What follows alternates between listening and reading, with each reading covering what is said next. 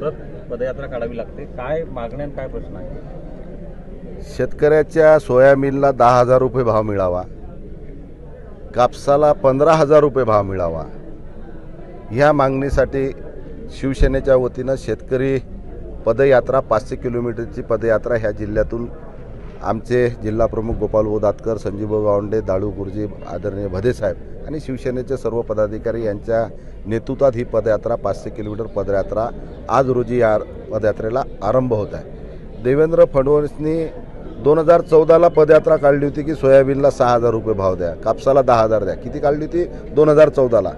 आज 10 वर्षे झाले यायचं सरकार महाराष्ट्रात आहे, देशात यायचं सरकार आहे. सोयाबीन यांनी आयात केलं, त्याच्यामुळे शेतकऱ्याचे भाव पडले आणि शेतकऱ्याला 4,000 रुपयाने सोयाबीन कोणी घ्यायला तयार नाही. अरे तुम्ही आम्हाला काय भिकाऱ्यासारखे शेतकऱ्याच्या खात्यात 2,00,000 रुपये टाकता का? आम्हाला 2,000ची आवश्यकता नाही. आमच्या हक्काच्या मालाला, कापसाले, आमच्या सोयाबीनला, आमच्या पिकाला भाव द्या.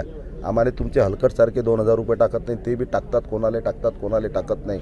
म्हणून शेतकऱ्याला न्याय मिळाला पाहिजे आणि शिवसेनेचं ध्येयधोरणच आहे 80% समाजकारण. ह्या समाजकारणाच्या दृष्टिकोनातून ह्या समाजातल्या प्रत्येक घटकावर जेव्हा अन्याय होते त्यावेळेस शिवसेना रस्त्यावर उतरते.